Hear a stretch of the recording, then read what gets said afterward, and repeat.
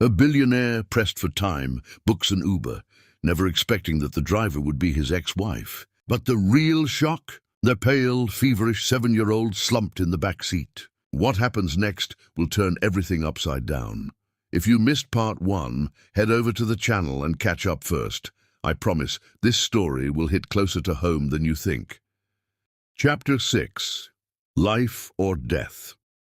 When everything you've ever built crumbles in a single moment, you discover what you're really made of. And sometimes the answer is more terrifying than losing everything you thought mattered. The monitors screamed their electronic warnings like banshees announcing the approach of death itself. Jules' small body convulsed on the hospital bed, his back arching as medical professionals swarmed around him with the controlled urgency of people who fought these battles every day but never got used to losing them. Chris Rose stood pressed against the wall, feeling more helpless than he had in boardrooms worth billions, watching his son fight for life while machines measured every heartbeat like drops of hope falling into an endless well. "Get me 2 milligrams of lorazepam," Dr. Martinez called out, her voice cutting through the chaos with surgical precision. She was younger than Chris had expected, maybe 40, with steady hands that moved with practiced confidence over Jules' convulsing form. "And prep the intubation kit in case this doesn't break soon." Asha sobbed somewhere to Chris's left, a sound that cut through him like broken glass. He wanted to comfort her, to bridge the 7 years of silence with some gesture that might matter. But the truth was, he had no right to her grief and no idea how to share the weight of watching their child suffer. "What's happening to him?" Chris managed to ask, his voice hoarse with fear he'd never learned to process.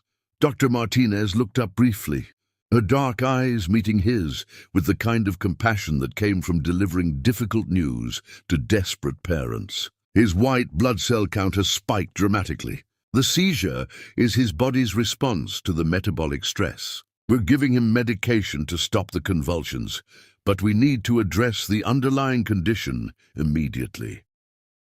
The underlying condition. "Mr. Rose, your son is in blast crisis. His bone marrow is producing abnormal cells faster than his body can process them. Without immediate intervention." She didn't finish the sentence, but she didn't need to. Chris had spent enough time researching juvenile myelofibrosis to understand what blast crisis meant. It was the moment when the disease stopped being manageable and started being lethal. The lorazepam worked slowly, Jules' violent movements gradually subsiding until he lay still beneath the tangle of monitoring wires and IV lines. His breathing was shallow but steady, his small chest rising and falling with mechanical regularity that the ventilator would soon control if the medications weren't enough. "We need to move him to the pediatric ICU," Dr. Martinez continued, her tone suggesting this wasn't a request, but an inevitability. "And we need to start chemotherapy immediately. Today, not next week, not when the insurance approves it. Today." Chris stepped forward, his businessman's brain finally engaging with something he could understand and control. "What do you need?" "Authorization for emergency treatment, signatures on about 30 different forms, and insurance verification for procedures that cost roughly $15,000 per day." $15,000 per day. Chris had spent more than that on lunch meetings, had written checks for art pieces worth 10 times that amount without thinking twice. But watching Asha's face collapse as the numbers registered, seeing her calculate days and weeks and months of treatment against a bank account that probably held less than $1,000, he understood that money was both meaningless and the only thing that mattered. "I'll cover it," he said immediately. "All of it." Dr. Martinez looked between Chris and Asha with the careful neutrality of someone who had witnessed too many family dramas played out in hospital corridors. "I'll need signatures from both parents, and I'll need them now. Every minute we delay increases the risk of permanent complications."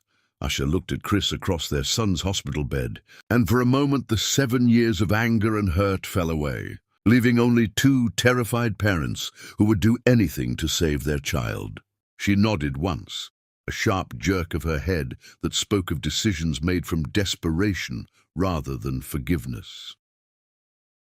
The next 2 hours passed in a blur of paperwork, medical consultations, and the surreal experience of watching Jewel being transferred to the PICU like a small general being moved to the front lines of a war he hadn't chosen to fight. The pediatric intensive care unit existed in its own universe, a place where time moved differently and hope was measured in numbers on monitors and cc's of medication dripped into tiny veins.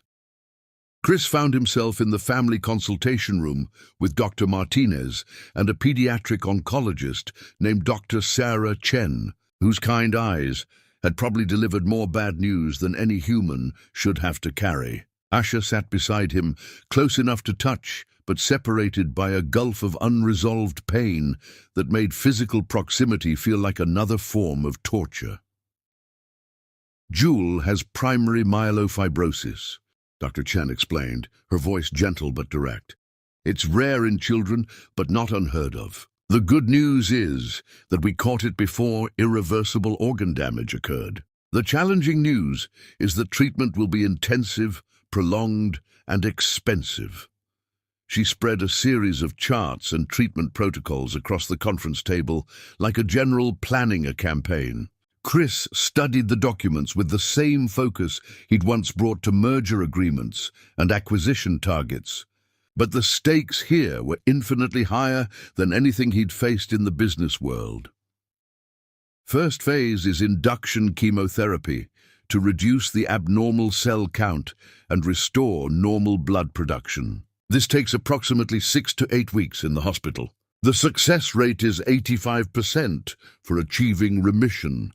85%. Chris had made billion-dollar decisions on worse odds, but those decisions hadn't involved his son's life hanging in the balance. Second phase is consolidation therapy, another 4 to 6 weeks of treatment to ensure the remission holds. Success rate for maintaining remission after consolidation is roughly 70%. 70%. Still good odds, still better than many of the gambles Chris had taken in his career. But when the stakes were Jewel's life, anything less than certainty felt like staring into an abyss.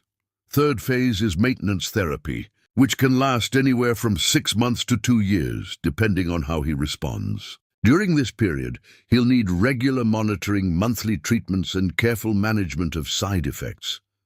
Asha spoke for the first time since they'd entered the room. What kind of side effects? Dr. Chen's expression grew more serious. Nausea, fatigue, increased susceptibility to infections, possible hearing loss, potential impact on growth and development. The medications are powerful, and Jewel's body will be under significant stress. But Mrs. Williams, the alternative to treatment is death, Asha finished quietly. The alternative is my son dies. Yes, Dr. Chen said simply. Without treatment, blast crisis is fatal within weeks to months. The room fell silent except for the distant sounds of medical equipment and muffled conversations from the hallway. Chris stared at the treatment protocol documents, trying to process the enormity of what lay ahead for all of them. Months of hospitalization, months of watching Jewel suffer through chemotherapy, months of uncertainty and fear and hope measured in blood counts and scan results. The total cost, Dr. Chen continued, will be approximately $400,000 for the complete treatment protocol. Insurance typically covers 60 to 80%, leaving patients responsible for $80,000 to $160,000 out of pocket. $160,000. Chris had spent more on his car, had paid more for single paintings that hung in his penthouse apartment. But for Asha, $160,000 represented years of wages, decades of debt, a financial burden that would follow her for the rest of her life. I'll handle the costs, Chris said, his voice steady despite the emotional earthquake happening in his chest. All of them. Insurance, co-pays, medications, everything. Dr. Chen nodded professionally, but Chris caught the slight relief in her expression. She'd probably had too many conversations with parents who couldn't afford to save their children's lives. Too many cases where economics determined medical outcomes. There's one more thing, Dr. Chen added. Jewel will need extensive emotional support throughout this process. Childhood cancer treatment is traumatic, not just physically but psychologically. He'll need both parents present as much as possible. Consistency, stability, familiar faces. The stress of family conflict can actually impact treatment outcomes negatively. The message was clear. Put aside your personal drama or risk your son's recovery. Chris looked at Asha, seeing his own determination reflected in her eyes. Whatever lay between them would have to wait until Jewel was safe. "We can do that," Asha said quietly. "We can be what he needs us to be." Dr. Chen smiled for the first time since they'd entered the room. "Good, because Jewel is going to need both of you fighting for him. This isn't a battle anyone should face alone." As they left the consultation room and walked back toward the PICU, Chris felt the weight of the commitment he'd just made, settling around him like armor he'd never learned to wear. He was going to be a father, not just in biology, but in every way that mattered, through sleepless nights and medical procedures and the terrible uncertainty of loving someone whose life hung in the balance of treatment, protocols, and drug interactions. "Chris," Asha said quietly as they reached the doors to the PICU. "Yeah? Thank you." The words were simple, but they carried the weight of acknowledgement, of grudging gratitude, of the beginning of something that might eventually become forgiveness. Chris nodded, not trusting himself to speak, and together they walked through the doors to begin the fight for their son's life. Inside the PICU, Jewel lay sleeping beneath a canopy of medical equipment, looking impossibly small and fragile in the adult-sized bed. But his breathing was steady, his color was better than it had been hours earlier, and when Chris took his son's hand, those familiar grey eyes opened and focused on his face with recognition and trust. "Daddy," Jewel whispered, the word carrying 7 years of questions and possibilities. "I'm here," Chris whispered back. "I'm not going anywhere." And for the first time in 7 years, Chris Rose knew exactly where he belonged. Chapter 7, Sleepless Nights. Love isn't learned in moments of triumph, but in the exhausted spaces between midnight and dawn. When you discover that being present is both the simplest and most impossible thing you can do for another person. The pediatric ICU never truly slept. Even at 3 in the morning, it hummed with the constant vigilance required to keep small lives tethered to the world through IV lines and ventilators and the determined will of medical professionals who had chosen to wage war against death itself. Chris Rose sat in a chair that had been designed by someone who clearly hated the human spine, watching his son's chest rise and fall with the mechanical regularity that meant the chemotherapy was working. That Jewel's blood was slowly remembering how to keep him alive. It had been 6 days since the blast crisis. 6 days of living in a fluorescent-lit universe where time was measured in medication schedules and shift changes and the small victories of stable vital signs. Chris had left the hospital exactly twice. Once to shower at his apartment, once to meet with his lawyers about liquidating assets to cover medical expenses that insurance companies loved to dispute. Both trips had felt like abandoning his post, like failing at the most important job he'd ever taken on.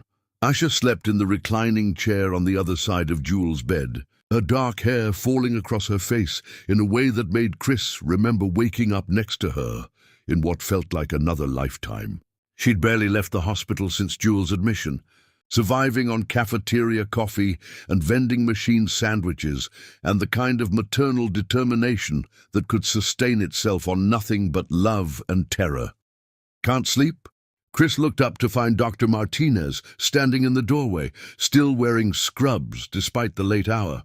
She'd been pulling double shifts to monitor Jewel's progress personally, something Chris suspected she didn't do for every patient. "Too much to think about," he admitted quietly. Not wanting to wake Asha or Jewel, Dr. Martinez nodded and pulled up another uncomfortable chair. "First week is always the hardest. For parents, I mean. The patients usually adjust faster than the families do. Chris studied Jules' sleeping form, noting the way his son's features had sharpened over the past week. The chemotherapy was working. His white blood cell count had dropped significantly, and his bone marrow was beginning to produce healthy cells. But the treatment was also stripping away everything else, leaving Jules looking like a smaller, more fragile version of himself. "How long before we know if it's working?" Chris asked. "We already know it's working. The question is whether the remission will hold, and that won't be clear for several more weeks." Dr. Martinez's voice carried the careful optimism that medical professionals used when discussing children's lives. But his response so far is very encouraging. "Jules a fighter, like his mother." The words slipped out before Chris could censor them, carrying more emotion than he'd intended. Dr. Martinez glanced at Asha's sleeping form, then back at Chris with a knowing expression. "She's been here every night," Dr. Martinez observed. "Hasn't missed a single medication time or doctor visit. That level of advocacy makes a real difference in treatment outcomes." "I know." Chris's voice was rough with exhaustion and guilt. "She's been doing this alone for months before I knew he existed. I can't imagine how scared she must have been. And now? See, now I'm scared enough for both of us." It was an honest admission, one that Chris wouldn't have been capable of making 6 months ago. Fear had never been part of his emotional vocabulary. Anxiety about business deals, stress about market conditions, concern about competitive threats, but never the bone-deep terror that came from watching your child fight for his life and knowing that all your money and influence couldn't guarantee victory. Dr. Martinez stood to check Jules' monitors, making small adjustments to IV drip rates with practiced precision. "Mr. Rose, can I ask you something?" "Sure. What's your plan for when he gets out of here?" The question hit Chris like a physical blow. He'd been so focused on getting Jules through treatment that he hadn't thought seriously about what came after. Where would they live? How would custody work? What kind of relationship could he build with a son who'd spent 7 years believing he didn't have a father? "I don't know," he admitted. "I guess that depends on Asha. Have you talked to her about it?" Chris looked across the bed at his ex-wife, sleeping in a chair that couldn't possibly be comfortable, her hand resting near Jules' arm, even in unconsciousness. They'd barely spoken beyond medical necessities since the crisis began. Both of them focused entirely on Jules' needs. There hasn't been time for those conversations yet. "There's going to have to be," Dr. Martinez said gently. "Jules will need ongoing care for at least a year, probably longer. Regular checkups, medication management, careful monitoring for signs of relapse. That requires coordination between his parents, especially if they're living separately." The implications of her words settled over Chris like a weight. This wasn't just about paying for treatment or showing up for hospital visits. This was about fundamentally restructuring his life around the needs of a child he barely knew, a child whose mother had every reason to keep him at arm's length. "Daddy." Both adults turned to find Jules' grey eyes open, focused but cloudy from medication. Chris was beside the bed instantly, taking his son's small hand with a gentleness he'd never known he possessed. "Hey, buddy, how are you feeling?" "Thirsty," Jules whispered, his voice hoarse from the breathing tube that had been removed 2 days earlier. Dr. Martinez handed Chris a small cup of ice chips. "Small pieces, and let them melt on his tongue. His throat is still irritated from the intubation." Chris fed his son ice chips with the careful attention he'd once reserved for multi-million-dollar negotiations, watching Jules' face for signs of discomfort or relief. It was such a simple thing, helping someone drink water, but it felt more important than anything he'd ever done in a boardroom. "Where's Mama?" Jules asked between ice chips. "She's sleeping right here," Chris assured him, pointing to Asha's chair. "She's been here every night taking care of you." Jules nodded, as if this was exactly what he'd expected. "She always stays when I'm scared." The casual reference to previous scares, other hospitals, other nights of fear and uncertainty, reminded Chris of how much of his son's life he'd missed. 7 years of scraped knees and bad dreams and childhood illnesses that Asha had handled alone while Chris built his fortune and nursed his wounded pride. "Are you scared now?" Chris asked gently. Jewel considered the question with the seriousness he brought to most conversations. "A little. The medicine makes me feel weird, and some of the tests hurt. That's okay. Being scared is normal when you're going through something like this." "Are you scared, Daddy?" The question hit Chris with unexpected force. In his business life, admitting fear was tantamount to showing weakness, inviting attack from competitors and employees who smelled blood in the water. But looking into his son's eyes that trusted him to be honest, Chris found himself telling the truth. "Yeah, buddy. I'm scared too." "About what?" Chris glanced at Asha, still sleeping peacefully despite their quiet conversation. "How do you explain to a 7-year-old that you're terrified of being a father, of making the same mistakes your own father made, of loving someone so much that losing them would destroy everything you thought you were?" "I'm scared that I don't know how to take care of you the way your mama does," Chris said finally. "She's been your parent your whole life, and I'm just learning." Jewel absorbed this confession with the philosophical acceptance that children often brought to adult anxieties. "You could ask her to teach you." The suggestion was so simple, so obviously logical, that Chris almost laughed. Out of the mouths of babes, as his grandmother used to say. Maybe the solution to his parenting anxiety wasn't to figure everything out alone, but to learn from the person who'd been doing it successfully for 7 years. "That's a good idea," Chris said. "Do you think she would?" "Mama likes to help people. She helped Mrs. Rodriguez when her baby was sick, and she helped Tommy's mom when Tommy's dad left. She says helping people is what makes you strong."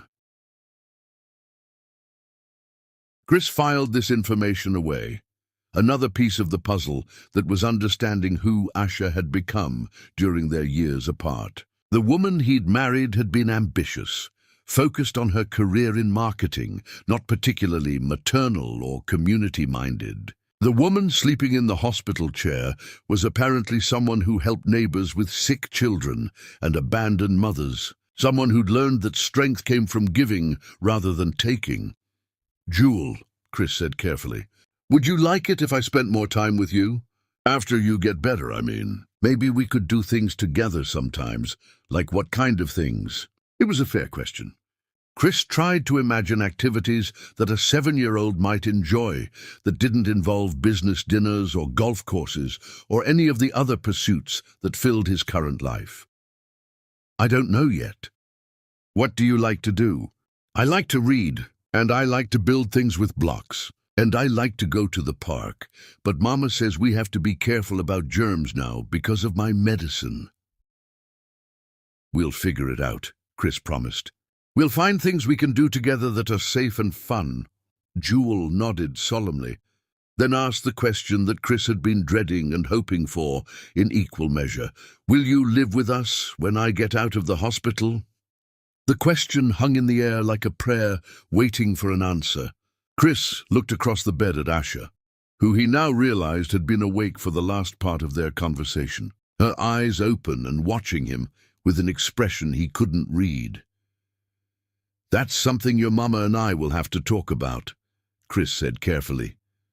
Asha sat up slowly, running her hands through her hair in a gesture Chris remembered from their marriage. She looked exhausted, worn down by days of fear and vigil-keeping, but her eyes were alert and focused. "We should let you get some more sleep, sweetheart," she said to Jewel, her voice gentle despite the tension Chris could see in her shoulders. "Okay, Mama, but will you and Daddy figure things out? I want us to be a family." The innocent request landed in the room like a bomb with a timer that neither adult knew how to defuse. Asha's face went through a series of micro-expressions, pain, longing, fear, resignation, before settling into the careful neutrality she'd perfected over the past week. "We'll figure it out," she promised, leaning over to kiss Jewel's forehead. "But right now, the most important thing is getting you healthy and strong." Jewel nodded and closed his eyes, apparently satisfied that the adults in his life were going to handle the complicated stuff while he focused on the important work of getting better. Within minutes, his breathing had deepened into the rhythm of exhausted sleep. Chris and Asha sat in silence for a long time, listening to the quiet sounds of the PQ around them, monitors beeping, ventilators cycling, the soft footsteps of nurses making their rounds. Finally, Asha spoke without looking at him. "He wants us to be a family." "I know. We can't give him that. Not the way he means." Chris wanted to argue, to suggest that maybe they could find a way to bridge the gap between who they'd been and who they might become. But looking at Asha's profile in the dim light, seeing the careful wall she'd built around herself, he understood that some kinds of damage took longer to heal than others. "We can give him 2 parents who love him," Chris said quietly. "Maybe that's enough for now." Asha finally turned to look at him, and for a moment he saw something soften in her expression. "You really want to do this? Be his father? It's not just about the medical bills or the guilt or whatever this is." "I want to be his father," Chris said, and the certainty in his own voice surprised him. "I want to know him, to be part of his life, to be someone he can count on. I know I have no right to ask for that chance, but I'm asking anyway." Asha studied his face in the dim hospital lighting, searching for signs of deception or manipulation, or the kind of conditional commitment that could be withdrawn when things got difficult. Whatever she saw there must have satisfied some part of her need for reassurance, because she nodded slowly. "Okay, but we do this my way, at my pace, with rules that protect him if you decide being a father is too hard or too boring or too much work." "What kind of rules?" "We'll figure that out when he's better. Right now, he needs both of us here, being what he needs us to be. Everything else can wait." Chris nodded, understanding that he'd been granted a provisional acceptance, a chance to prove himself worthy of the title father that Jewel had already given him. It was more than he'd dared to hope for and less than he wanted, but it was a beginning. As dawn began to creep through the hospital windows, painting the PICU in shades of grey and gold, Chris rose, settled back into his uncomfortable chair, and prepared to spend another day learning what it meant to love someone more than you loved yourself. Chapter. Each breaking barriers. Truth has its own timeline. Arriving not when we're ready for it, but when we're finally strong enough to carry its weight. And sometimes that strength only comes from watching someone you love fight battles you can't fight for them. The afternoon sun streamed through the PICU windows with the kind of gentle warmth that made the medical equipment seem less intimidating and the antiseptic smell less overwhelming. Jewel had been awake for most of the day, alert and curious in a way that Dr. Martinez said indicated the chemotherapy was working better than they dared hope. His blood counts were trending upward, his appetite was returning, and for the first time in 2 weeks, he'd asked when he could go home. Chris sat cross-legged on the hospital bed beside his son, a position that would have seemed impossible in his old life of tailored suits and boardroom meetings. Now, wearing jeans and a polo shirt that had seen better days, he was helping Jewel work through a coloring book that featured cartoon characters he'd never heard of, but was learning to recognize. "This one is Diego," Jewel explained, carefully coloring inside the lines with the concentration of a small perfectionist. "He goes on rescue adventures with animals that need help. Mama got me this book when I first got sick because she said Diego and I were both brave." Chris watched his son's careful work, marveling at the way Jewel's tongue stuck out slightly when he concentrated. Exactly the same expression Chris remembered making during childhood art projects. "Your mama was right. You are brave." "Sometimes I don't feel brave," Jewel admitted, switching from blue to green with deliberate precision. "Sometimes I feel scared and sad, and like maybe I'm gonna die like the old man in the room next to mine did last week."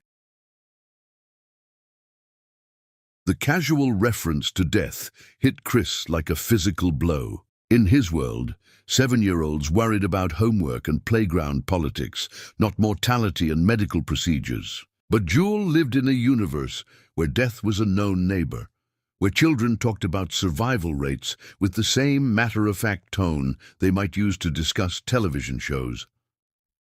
"Are you scared now?" Chris asked gently. Jewel considered the question while adding careful details to Diego's backpack. "Not as much. Having you here makes it different." "Different how?" Before it was just me and Mama being brave together. Now it's me and Mama and you, so we're like a team. Teams are stronger than just one or two people."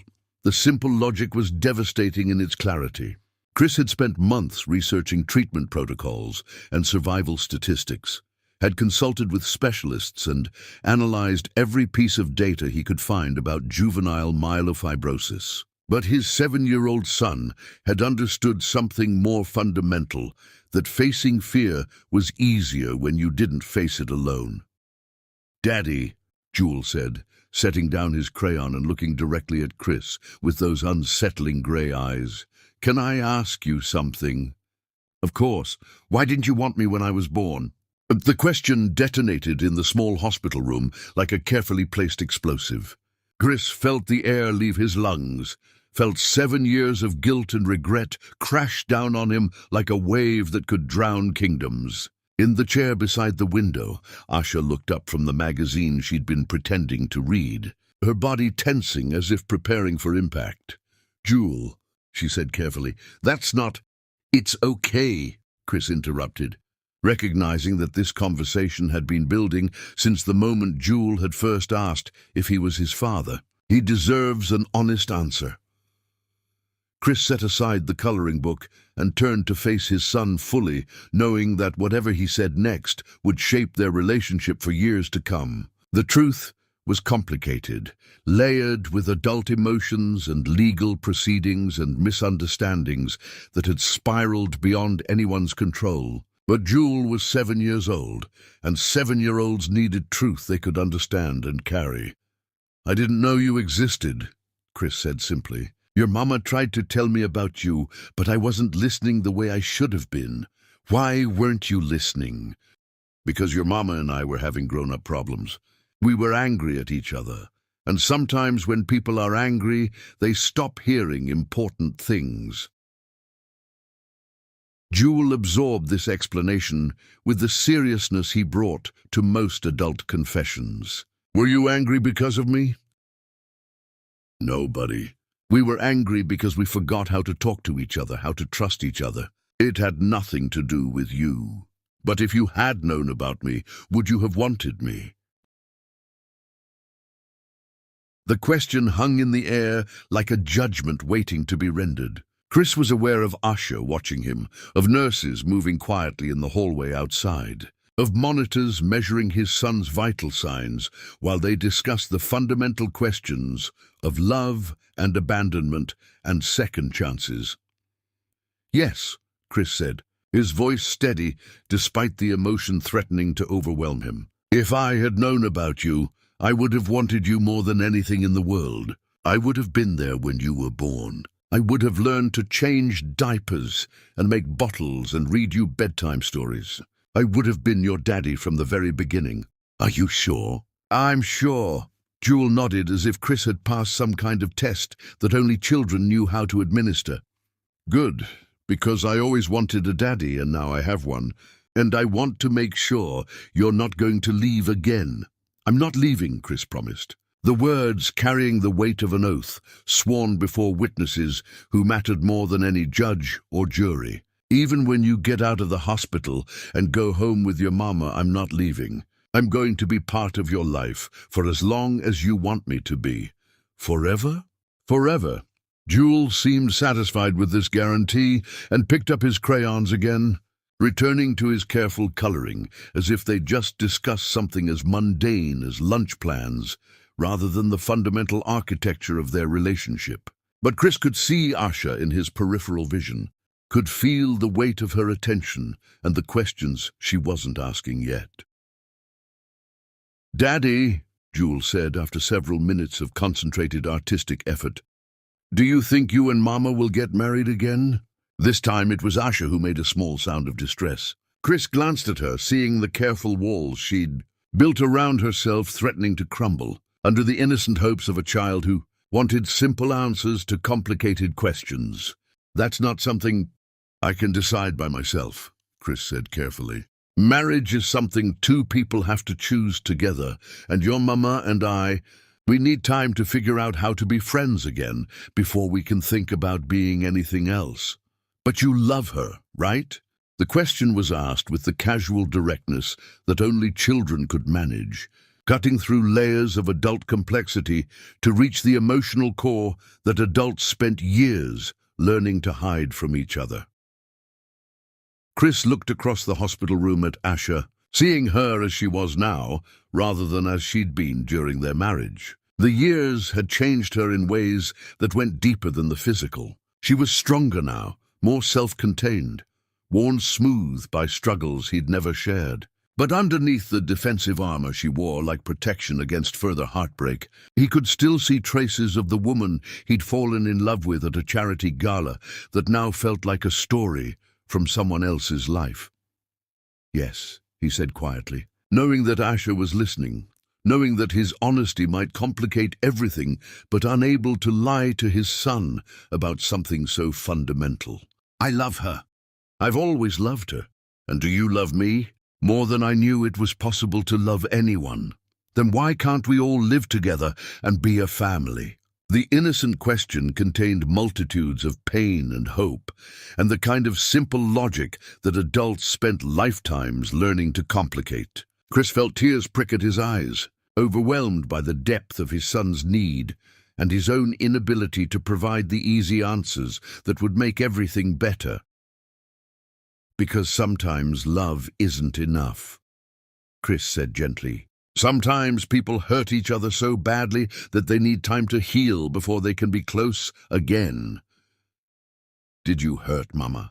Chris glanced at Asha again, seeing the careful neutrality she maintained, even when discussing the most painful aspects of their shared history. Yes, buddy, I hurt her very badly. Did you say you were sorry? Yes, but some hurts take longer to heal than others. Jewel considered this explanation while adding finishing touches to his artwork. When he looked up again, his expression was serious but hopeful. Maybe if you keep saying sorry and being a good daddy, Mama will forgive you and we can be a real family. Maybe, Chris agreed, though he could see from Asha's expression that forgiveness wasn't something that could be earned through good behavior or persistence. Some wounds cut too deep to heal completely, leaving scars that change the fundamental landscape of trust between two people. I'm tired, Jewel announced, setting aside his coloring book with the sudden decisiveness that marked the end of a 7-year-old's energy reserves. Chris helped him settle back against the hospital pillows, adjusting the blankets with the careful attention he was still learning to provide. Do you want me to stay while you nap? Yes, please. And maybe you could read me a story. Chris looked around the room helplessly, realizing he had no idea what kinds of stories 7-year-olds liked or where to find appropriate books in a pediatric intensive care unit. I have some books in my bag, Asha said quietly, speaking for the first time since Jewel had begun his interrogation. She pulled out a worn paperback copy of Charlotte's Web and handed it to Chris with careful neutrality. Thank you, he said, accepting the book and the implicit trust it represented. Start at chapter 4, Jewel instructed, settling into the pillows with the anticipation of someone looking forward to a familiar pleasure. That's where Charlotte starts being really smart and helping Wilbur. Chris opened to chapter 4 and began reading aloud, his voice filling the quiet hospital room with stories of friendship and sacrifice and the kind of love that transformed ordinary farmyard animals into heroes. As he read, he was aware of Asha listening from her chair by the window, aware of Jewel's breathing gradually deepening into the rhythm of approaching sleep. When his son was finally unconscious, Chris set the book aside and looked across the room at his ex-wife. For the first time in weeks, they were alone together with their son, safe and stable, free to have the conversations they'd been avoiding while focused on medical crises and survival. "He loves you," Asha said quietly. "I love him too. I can see that. It's not something you can fake with children. They know the difference between real attention and people just going through the motions." Chris nodded, recognizing that Asha's observation was also a test, a way of evaluating whether his commitment to fatherhood would survive the transition from hospital drama to ordinary daily routine. "Asha," he said carefully, "I meant what I told him, about not leaving, about being part of his life. But I know that depends on you trusting me enough to let me try." She was quiet for a long time, watching Jules sleep with the protective vigilance that had become second nature over the past weeks. When she finally spoke, her voice was soft but firm. "He needs stability, Chris, consistency. If you're going to be his father, you have to be his father even when it's boring, even when he's cranky, even when there are no medical emergencies to make you feel like a hero." "I understand. I don't think you do, but maybe you'll learn." She turned to look at him directly, and he saw something in her expression that might have been the beginning of cautious hope. "We'll start small. Scheduled visits, planned activities. You prove you can show up reliably for the small things. Maybe eventually we talk about bigger things." "What kind of bigger things?" "Custody arrangements, school decisions, where he spends holidays." Asha paused, then added the words that carried the most weight. "Whether we find a way to be the kind of family he needs, even if it's not the family either of us thought we wanted." Chris nodded, understanding that he'd been given a roadmap for redemption, a chance to prove himself worthy of the trust that Jules had already given him, but Asha still withheld. It would be harder than any business challenge he'd ever faced, more important than any deal he'd ever negotiated.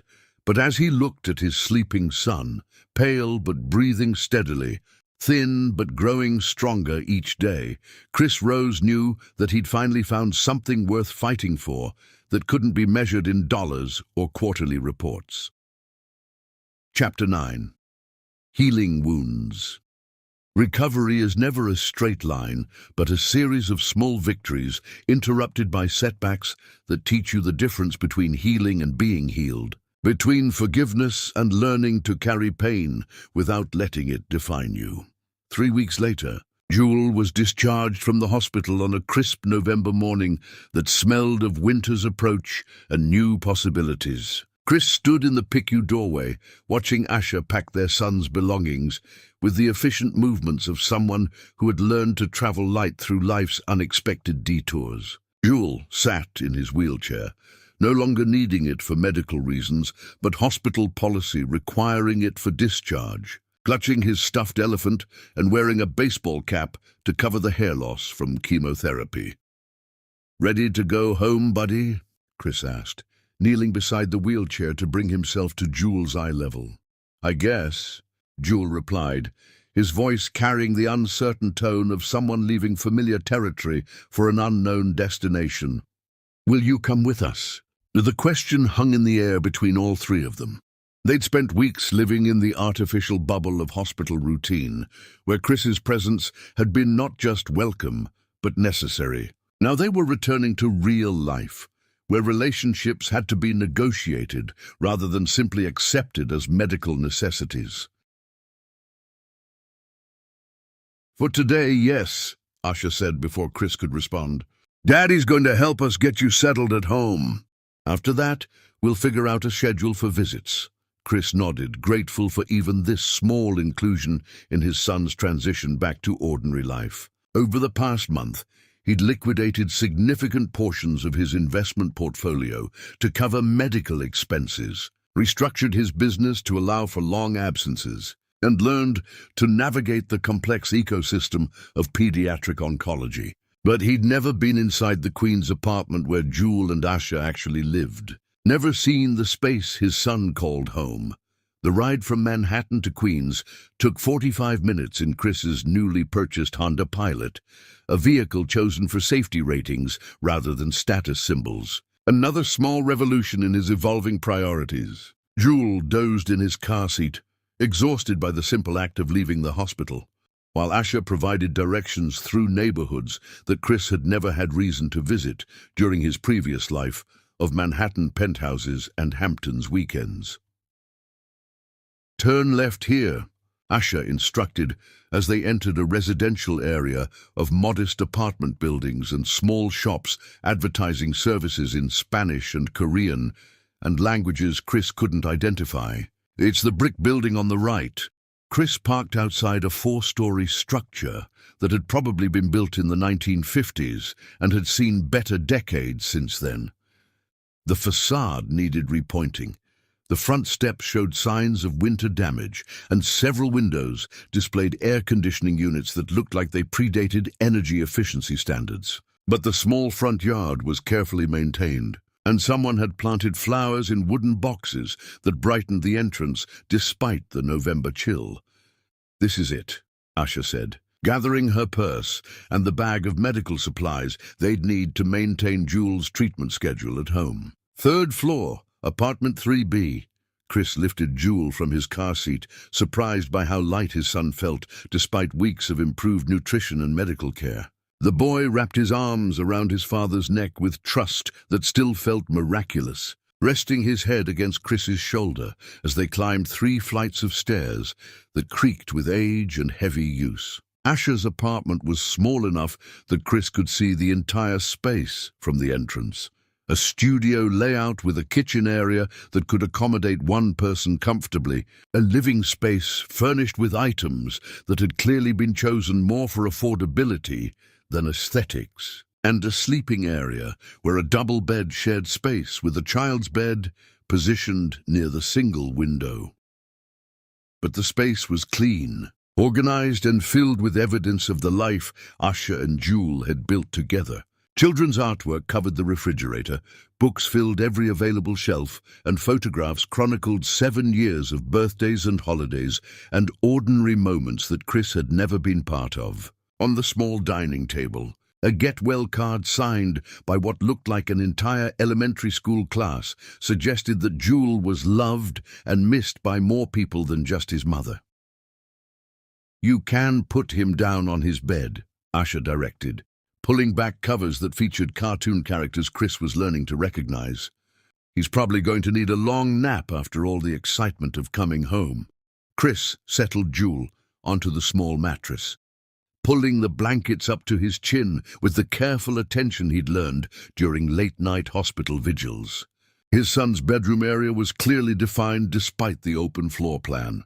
Stuffed animals arranged on shelves, a small bookcase filled with age-appropriate titles, and art supplies organized in clear containers that spoke of a child who'd been taught to take care of his belongings. "Daddy," Jules whispered as Chris prepared to step away. "Will I see you tomorrow?" "If that's okay with your mama, yes." Jules nodded and closed his eyes, apparently satisfied that his father's presence in his life wouldn't disappear with his discharge from the hospital. Within minutes, his breathing had deepened into the rhythm of exhausted sleep. Chris turned to find Asha watching him with an expression he couldn't quite read. She gestured toward the small kitchen area, and he followed her there, both of them moving carefully to avoid waking Jules. "Coffee?" she offered, though Chris could see from her supplies that it would be instant. Coffee from a jar that had seen better days. That would be nice. Like she filled a kettle with water and set it on a stovetop that had probably been installed during the Carter administration. While they waited for the water to boil, Chris looked around the small space, trying to understand how Asha and Jules had built a life here, how they'd made this tiny apartment feel like home.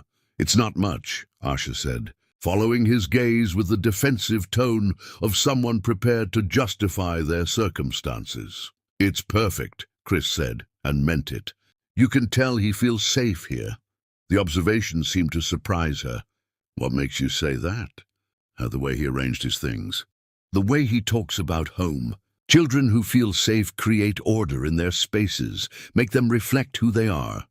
Chris paused, then added, "My apartment is 3 times the size of this place, but it doesn't feel like a home. It feels like a hotel room where someone pays the bills." Asha studied his face, searching for signs of condescension or pity or the kind of charitable attitude that wealthy people sometimes adopted when confronted with different economic realities. Whatever she saw there seemed to satisfy her, because some of the tension left her shoulders. "We've been happy here," she said quietly. "Not always comfortable, not always easy, but happy." The kettle whistled, and she poured hot water over instant coffee granules in 2 mismatched mugs. The coffee was terrible, but Chris drank it anyway, understanding that acceptance of hospitality was part of whatever fragile truce they were building. "Asha," he said carefully, "I need to ask you something, and I need you to know that I'm not trying to control or manipulate anything. I'm just trying to understand, okay? Why didn't you take any of the settlement money from the divorce? Why didn't you fight for alimony or child support once Jewel was born?" The questions had been building in his mind since he'd reviewed the divorce paperwork weeks earlier. Asha had been entitled to significant financial support, both as his ex-wife and as the mother of his child. Instead, she'd signed documents that left her with nothing but her freedom and walked away from millions of dollars that could have made Jewel's childhood completely different. Asha was quiet for a long time, cradling her coffee mug like it was providing warmth for more than just her hands. When she finally spoke, her voice was soft but firm. "Because I didn't want your money to be the reason you came back to us, if you ever came back at all. I didn't want Jewel growing up thinking that love could be bought or that relationships were about financial obligation rather than genuine caring. But the medical bills, the apartment, his education, were my responsibility," Asha interrupted. "I chose to have him. I chose to raise him alone. I chose to live with the consequences of those decisions. Even when those consequences meant he couldn't get the best medical care." Asha flinched as if he'd slapped her. "Do you think I haven't tortured myself with that question every single day since he got sick? Do you think I haven't wondered if my pride cost him months or years of proper treatment?" Chris set down his coffee mug and moved closer, not touching her, but close enough that she could see the sincerity in his expression. "I think you made the best decisions you could with the information you had. I think you raised an incredible kid under circumstances that would have destroyed most people. I think you're the strongest person I've ever known." Tears gathered in Asha's eyes, but she blinked them back with the practiced control of someone who'd learned not to cry in front of her child. "He asked me once why other kids had daddies and he didn't. He was 5 years old, and he asked me if there was something wrong with him that made his daddy not want him." The words hit Chris like physical blows, each one adding to the weight of guilt and regret he carried. "What did you tell him?" "I told him that sometimes adults make mistakes that hurt people they love, and that his daddy not being there wasn't because of anything wrong with Jewel, but because of grown-up problems that had nothing to do with him." Asha wiped her eyes with the back of her hand. "I told him that he was perfect and loved, and that someday, if we were very lucky, his daddy might figure out how to fix his mistakes. And now? Now I'm watching you try to figure it out. I'm watching you learn to be present, to show up consistently, to put his needs ahead of your own comfort or convenience." Asha looked at him directly, and Chris saw something in her expression that might have been the beginning of forgiveness. "I'm watching you become the father I always hoped you might be." They stood in the small kitchen area, separated by 3 feet of space and 7 years of hurt, listening to Jewel's steady breathing from across the studio apartment. Outside, the sounds of the neighborhood filtered through thin walls, children playing in the courtyard, mothers calling them in for dinner, the ordinary symphony of families living their lives in close proximity to each other. "I want to be part of this," Chris said quietly. "Not just the medical appointments and scheduled visits, but the ordinary stuff too. Homework help and bedtime stories and grocery shopping and all the boring, everyday things that make up a real relationship with him. That's going to mean changes for you. Your lifestyle, your priorities, your schedule. Being a parent isn't something you can do part-time when it's convenient. I know. I've already started making changes. Asha raised an eyebrow. What kind of changes? I sold the penthouse.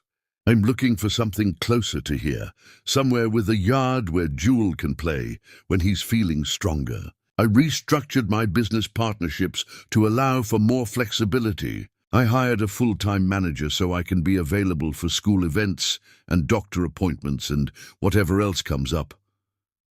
The revelations seemed to surprise her. You sold your penthouse? It was just a place to sleep between business meetings. This, he gestured around the small apartment, this is where my family lives. The word family hung in the air between them, loaded with possibilities and complications and hopes that neither of them quite knew how to name. Asha studied his face as if she were trying to read a language she'd forgotten how to speak. We're not a family yet, she said carefully. We're two people trying to figure out how to raise a child together without damaging him in the process. But we could be, Chris said. Maybe not the family we were before, maybe not the family Jewel imagines when he asks us to get married again, but some kind of family, some kind of partnership that puts his needs first. From his bed across the room, Jewel stirred in his sleep, making the small sounds that meant he was dreaming. Both adults turned to look at him instinctively, their shared concern transcending whatever personal issues lay between them. He's everything to me, Asha said softly. If you hurt him, if you disappoint him, if you decide being a father is too hard and you walk away again... I won't, Chris promised. I can't promise I'll be perfect at this, and I can't promise I won't make mistakes, but I can promise I won't walk away. Not from him, and not from whatever this is between us. Asha nodded slowly, and Chris could see her making a decision that would change all their lives. Okay, we'll try. But we do this slowly, carefully, with rules that protect him if things go wrong. What kind of rules? Scheduled visits that you keep religiously. Honest conversations about your intentions and limitations. No promises you can't keep. No commitments you're not sure you can honor. Asha paused, then added, and no romantic gestures or declarations of love or attempts to turn this into something it's not. This is about Jewel, not about us. Chris nodded, understanding that he was being granted a chance to prove himself worthy of the trust that came with being Jewel's father. It wasn't the reunion he'd imagined during his sleepless hospital nights. Wasn't the romantic reconciliation that movies suggested was possible when people loved each other enough. But it was real, and it was honest, and it was more than he'd dared to hope for when he'd first seen them in that Uber 3 months earlier. Thank you, he said simply. Don't thank me yet, Asha replied. Thank me in a year when you've proven you can stick around. For the hard parts, too. Chapter 10. New Beginning. Family isn't something you return to, but something you build from the ground up, one ordinary day at a time, until love becomes a habit so strong that nothing can break it. Christmas morning arrived with the kind of gentle snowfall that made Queens look like a movie set, transforming the modest apartment building into something magical, despite its cracked sidewalks and aging facade. Chris Rose sat in his car outside 3B for the 3rd time in 2 months, carrying gifts he'd chosen with more care than he'd ever brought to any business transaction, watching his breath fog the windows while he gathered courage for another ordinary miracle of being Jewel's father. 4 months had passed since that first hospital confrontation. 4 months of scheduled visits and careful conversations and the slow, deliberate work of building trust between broken people. Jewel was in remission now, his latest blood tests showing normal counts that made doctors smile and parents cry with relief. His hair was growing back in soft curls that Asha insisted came from her side of the family, and his energy had returned enough for playground visits and homework battles and all the beautiful, exhausting normalcy of parenting a healthy 7-year-old, Chris had kept his promises. Weekly visits had become twice weekly, then 3 times a week. Then whenever Asha called to say Jewel had asked if Daddy was coming over today. He'd shown up for parent-teacher conferences and medical appointments, and the school play where Jewel had forgotten half his lines, but remembered to wave at his parents in the audience. He'd learned to make pancakes from a box mix, to braid hair badly but enthusiastically, and to read Charlotte's Web with different voices for all the characters. More importantly, he'd learned to stay when things got difficult, when Jewel had nightmares about dying, when Asha caught the flu and needed help managing their son's medication schedule, when the laundry machine broke and Chris spent a Saturday evening at the laundromat, teaching Jewel to separate colors while other families did their weekly washing around them. The apartment door opened before Chris could knock, revealing Jewel in pajamas covered with reindeer, his face bright with the particular joy that only Christmas morning could produce in children who still believed in magic. "Daddy, did Santa come to your house too?" He did," Chris confirmed, lifting his son for the hug that had become their standard greeting. "But I told him all my best presents were probably going to be at your house. Mama's making pancakes. The good kind from the box, not the weird, healthy ones she tried last week." Chris carried Jewel into the warm apartment, which had been transformed by decorations that clearly represented weeks of preparation. A small tree stood in the corner, decorated with handmade ornaments and lights that had probably seen better years, but still cast everything in golden warmth. Stockings hung from the kitchen window, and construction paper snowflakes covered every available surface. "Merry Christmas," Asha called from the kitchen area, turning from the stove with a smile that reached her eyes for the first time since Chris had known her. She wore an apron over pajamas that matched Jewel's, her hair pulled back in a messy bun that somehow made her look younger than she had in the hospital months earlier. "Merry Christmas," Chris replied, setting Jewel down and handing Asha a gift bag that contained coffee, real coffee, the kind that didn't come from a jar, and the special pancake mix that Jewel had mentioned liking during one of their grocery store expeditions. "You remembered," Asha said, peering into the bag with surprise that suggested she still wasn't entirely used to being thought of, being considered in the small daily ways that added up to care. "I remember everything he tells me now," Chris admitted, "even the stuff that seems unimportant." Jewel had already moved on to the more pressing matter of Christmas presents, dragging Chris toward the small tree with the determined focus of a child who had been patient long enough. The gifts underneath were modest, wrapped in newspaper comics, and tied with ribbons that had clearly been saved from previous years.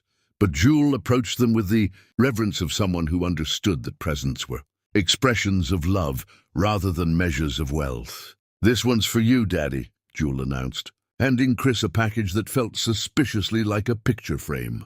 "I made it myself at school." Chris unwrapped the gift carefully, mindful that the newspaper comics might be reused next year, revealing a handmade frame, constructed from popsicle sticks and painted in primary colors. Inside was a drawing of 3 stick figures standing in front of a house, labeled in careful 7-year-old handwriting, "My family." "That's you," Jewel explained, pointing to the tallest figure, "and that's Mama and that's me, and that's our house where we all live together." The drawing hit Chris with unexpected force. In Jewel's imagined world, they were a complete family unit, living under the same roof, facing the same direction, with smiles drawn in careful crayon strokes. It was the vision of a child who understood love, but not complexity, who saw solutions where adults saw obstacles. "It's perfect," Chris said, his voice rougher than he'd intended. "I'm going to hang this in my office so everyone can see my family." "Your new office or your old office?" Jewel asked with the kind of attention to detail that made Chris realize his son had been listening more carefully to adult conversations than anyone had given him credit for. "My new office. The one that's only 10 minutes away from here instead of an hour." This was news to Asha, who looked up from the pancakes with surprise. Over the past month, Chris had made a series of quiet changes to his life, restructuring his business to allow for the kind of presence that fatherhood required. He'd opened a smaller office in Queens, hired partners to handle the Manhattan operations, and begun the slow process of building a life that revolved around school schedules and bedtime routines rather than board meetings and quarterly reports. "You moved your office?" Asha asked. "Last week. I wanted to be closer, in case Jewel needed anything, or in case you needed help with anything." The conversation was interrupted by Jewel's discovery of his main present from Chris, a deluxe art supply kit that included everything from colored pencils to watercolors to small canvases for painting. It was exactly the kind of extravagant gift that Asha would have objected to 6 months earlier. But she'd learned to recognize the difference between Chris trying to buy affection and Chris trying to nurture his son's genuine interests. "Look, Mama, I can paint real pictures now, not just coloring books." "That's wonderful, sweetheart. What are you going to paint first?" Jewel considered this question with the seriousness he brought to all artistic decisions. "I think I'll paint our new house. The one where we all live together like in my drawing." The casual reference to their imagined, shared living situation hung in the air like a wish waiting to be granted or gently redirected. Chris and Asha exchanged glances over their son's head, an entire conversation happening in the space of a few seconds. They'd talked about living arrangements several times over the past months, practical discussions about custody schedules and overnight visits, and how to manage Jewel's need for stability with the reality of his parents' separate lives. Chris had been careful not to push, understanding that trust rebuilt slowly and couldn't be rushed by convenience or good intentions. But lately, the separate living situation had started to feel more like an obstacle than a necessity. Chris spent most evenings at the Queen's apartment anyway, helping with homework and bedtime routines before driving back to his empty house in Manhattan. Jewel asked regularly when Daddy was going to sleep over like other kids' daddies did, and Asha had started including Chris in decisions that went beyond medical appointments, school enrollment, summer camp applications, the kind of long-term planning that suggested she was beginning to see him as a permanent fixture in their lives. "Jewel," Asha said carefully, "you know that Daddy and I still live in different houses, right? That hasn't changed just because it's Christmas." "But it could change," Jewel replied with the stubborn optimism of childhood. "If you wanted it to." "It's more complicated than that, sweetheart." "Why?" It was the eternal question of childhood, asked with genuine curiosity about adult complications that didn't make sense from a 7-year-old perspective. Why couldn't people who loved each other simply choose to be together? Why did grown-ups make everything so difficult when the solutions seemed obvious? Chris knelt beside his son, recognizing that this conversation had been building since that first day in the hospital when Jewel had asked if they were fighting about him. Because sometimes, when people hurt each other, they need time to learn how to trust each other again. "Your mama and I are still learning, but you've been learning for a long time now," Jewel pointed out with irrefutable logic. "And you come here every day anyway. And Mama smiles more when you're here, and I like it better when we're all together." The observations were delivered with the straightforward honesty that only children could manage, cutting through months of careful adult negotiations to reach the emotional truth that everyone had been dancing around. Chris looked at Asha, seeing his own questions reflected in her eyes. They had been learning to trust each other.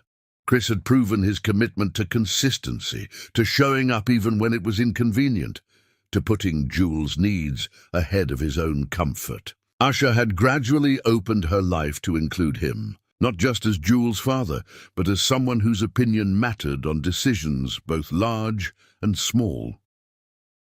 More than that, they'd rediscovered the friendship that had existed before their marriage, before the lawyers and accusations and painful endings that had driven them apart. They talked now, really talked, about everything from Jules' education to their own childhood memories, to the dreams they'd abandoned and the hopes they were learning to rebuild. "What if we tried living together again?" Chris asked quietly, the words spoken to Asha but meant for all of them. Not marriage, not some grand romantic gesture, just trying to be a family the way Jules wants us to be. Asha was quiet for a long moment, flipping pancakes with the automatic precision of someone buying time to think. When she finally spoke, her voice was careful but not dismissive. "What would that look like?" "Practically, I mean, I don't know yet. Maybe I sell my place and find something bigger for all of us. Maybe we start with me sleeping on the couch sometimes and see how it feels. Maybe we figure it out as we go, the same way we've figured out everything else. And if it doesn't work, if we drive each other crazy or fall back into old patterns or realize that we're better as co-parents than as roommates, then we figure something else out. But we do it honestly, and we do it together. And we make sure Jules knows that our relationship with him doesn't depend on our relationship with each other." Jules had been following this conversation with the intense focus of someone who understood that important decisions were being made about his life. Now he looked between his parents with hope and anxiety in equal measure. "Does this mean you're going to try?" he asked. Chris looked at Asha, letting her make the decision that would shape all their futures. He'd learned enough about trust over the past months to know that pushing would only damage the fragile foundation they'd built together. Asha set down her spatula and walked over to where Chris and Jules were sitting by the Christmas tree. She knelt beside them, completing a small circle that felt like the beginning of something larger. "We can try," she said simply, "but it has to be different this time. We have to be different people than we were before." "We are different," Chris said with certainty. "We're parents now. We're people who know what matters." "And what matters?" Asha asked, though her expression suggested she already knew the answer. Chris reached for both of them, pulling his son onto his lap and taking Asha's hand with gentle pressure that asked permission before assuming acceptance. "This," he said simply. "This matters. Us here, trying to build something worth keeping." Jules wrapped his arms around both parents with the kind of fierce joy that only children could express, and for a moment, the small Queen's apartment felt larger than any penthouse Chris had ever owned. Outside, snow continued to fall on the city, covering old scars with pristine white promises. Inside, 3 people who had found each other again sat beside a small tree decorated with hope and homemade ornaments, learning that love wasn't something you fell into, but something you chose to build, one ordinary day at a time, until it became strong enough to weather any storm that tried to tear it down. "Merry Christmas, Daddy," Jules whispered against Chris's shoulder. "Merry Christmas, buddy. Merry Christmas to all of us." And in that moment, Chris Rose finally understood what he'd been searching for his entire life. Not a perfect family, but a real one, built on forgiveness and second chances, and the kind of love that chooses to stay even when staying is hard. The greatest love story ever told wasn't about people who never made mistakes, but about people who learned to make better choices one day at a time, until those choices became the foundation for something unbreakable. Their story was just beginning,